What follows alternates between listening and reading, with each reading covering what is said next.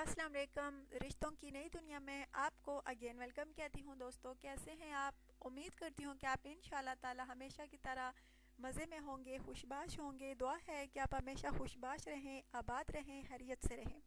अच्छा दोस्तों, आज जो रिश्ता है वो एक बेवा का रिश्ता है जिसका एक बच्चा है, जिसके बारे में मैं आपको डिटेल्स दूंगी। लेकिन इससे पहले आपसे हमेशा की तरह ये कहना चाहूँगी कि प्लीज़ आप चैनल को ज़रूर सब्सक्राइब किया करें, वीडियोस को लाइक भी किया करें और वीडियोस को शेयर करना हरगिज़ ना भूला करें।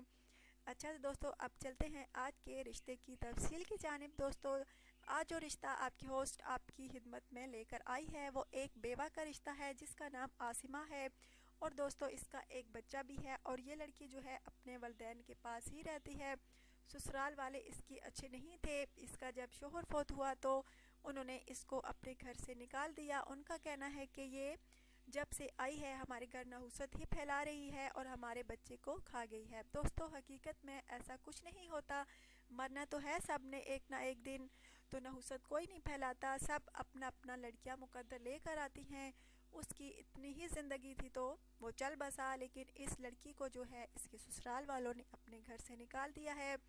अपने माँ बाप के घर अब ये रहती है और इसके माँ बाप यही चाहते हैं कि हमारी बच्ची अभी जवान है, खूबसूरत है, तो इसको कोई अच्छा रिश्ता मिल जाए, किसी भी कास्ट का रिश्ता मिल जाए तो मंजूर है, चाहे पाकिस्तान में मिले या पाकिस्तान के बाहर। लेकिन लड़का जो है पाकिस्तानी होना चाहिए, तो वो ही रब्ता करे।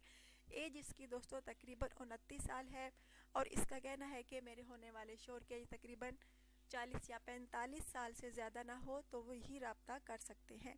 अच्छा दोस्तों, बहुत अच्छी लड़की है। इसका जो बच्चा है वो तकरीबन 3 साल का है। अब ये लड़की जो है दोबारा घर बसाने का सोच रही है। अगर आप में से कोई इस बेवा से शादी करना चाहता है तो ज़रूर रब्ता कीजिए। अगर आपकी दूसरी शादी है तो भी रब्ता कर सकते हैं। अगर आपकी बीवी फौत हो चुकी है तो भी रब्ता कर सकते हैं। अगर आप पहली शादी करना चाहते हैं तो भी रब्ता कर सकते हैं। अच्छा दोस्तों, अपना ढेर सारा ख्याल रखिएगा, दुआ में याद रखिएगा और प्लीज़ चैनल को ज़रूर सब्सक्राइब किया करें। अल्लाह हाफिज़।